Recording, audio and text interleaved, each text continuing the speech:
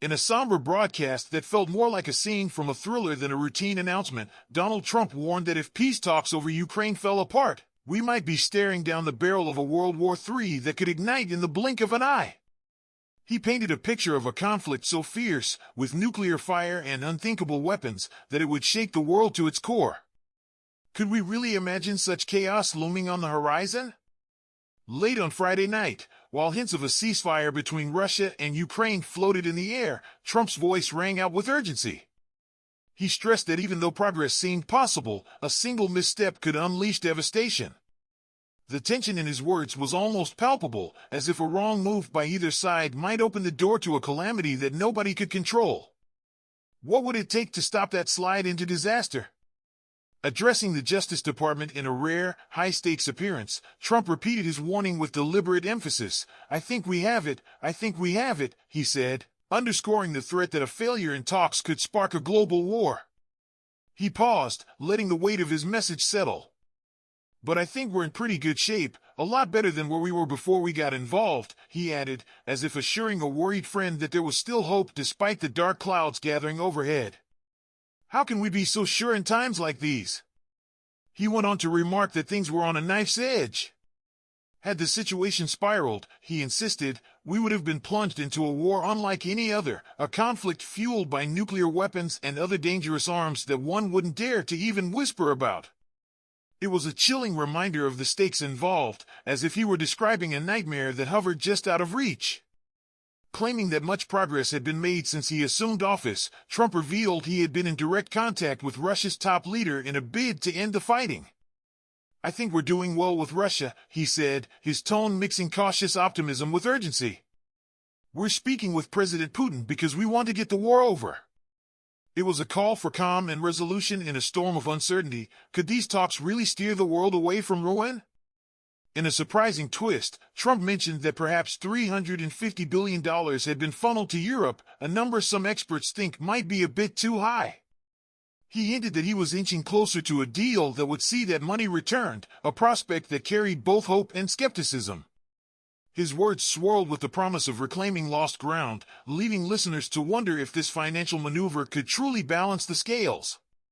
He continued by recounting what he called very good calls with both Russia and Ukraine. According to him, the leaders had tentatively agreed to a ceasefire if they could seal the deal with Russia. And it's not easy. It's a tough one, he admitted, his voice echoing the strain of delicate negotiations. Each word carried the weight of history and the possibility of an uncertain future. Was this fragile truce enough to stave off further bloodshed? Trump boldly claimed that if he had been at the helm earlier, the war might never have started at all. With a hint of self-assurance that bordered on bravado, he said, there would have been no war, 100% it wouldn't have happened. His appearance at the Justice Department marked the first time any president had set foot there in a decade, a reminder of how rare and historic this moment was. The memory of Barack Obama's visit to mark Attorney General Holder's farewell still lingered in the halls. Meanwhile, the ground reality in Kursk painted a grim picture. Ukrainian troops, caught in a deadly game of survival, were urged by Vladimir Putin to surrender after Trump's appeal for Russia to spare their lives. The scene was charged with tension, as echoes of past conflicts seemed to resurface in every desperate plea. Could a call for mercy really break the cycle of violence? In a rapid counteroffensive that has left many stunned, Moscow had reclaimed most of the land Kiev had captured during its cross-border push into Kursk last August. The speed and force of the counterattack gave the battlefield an almost cinematic quality, swift, relentless, and unforgiving. Each regained acre was a testament to the fierce struggle for control.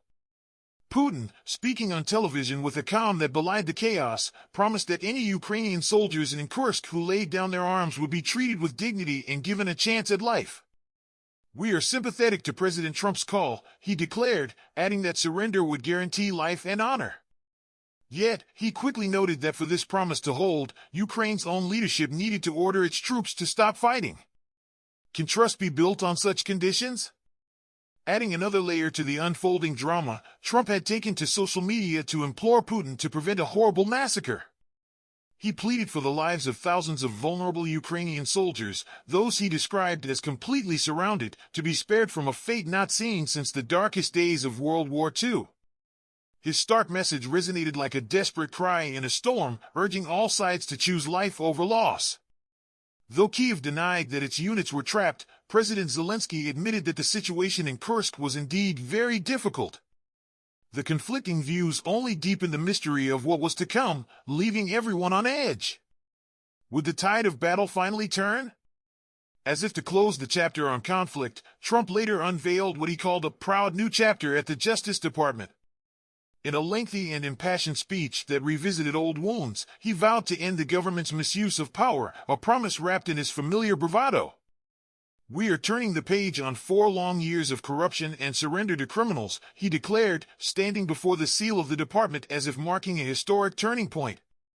But beneath the grand promises lay a personal vendetta, a clear message of victory over his political rivals and the officials who once sought to bring him down.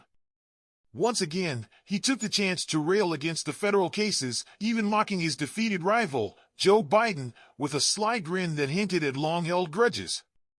In a moment that mixed humor with raw emotion, Trump called the cases against him bulls *****, even though he had once vowed to his wife, Melania, never to use such words. "I will not use a bad word, I promise my wife," he admitted, only to break that promise with a forceful expletive that summed up his anger and defiance. Was this a slip of the tongue or a calculated move? From his campaign days to now, Trump has shown a clear desire to steer the course of the department and its investigations. His visit today, the first by any president in a decade, harked back to the era when Barack Obama last graced the halls during Attorney General Holder's farewell. And as the echoes of that long-ago visit faded, one question remained: is this the dawn of a new era, or merely another twist in an already tangled tale?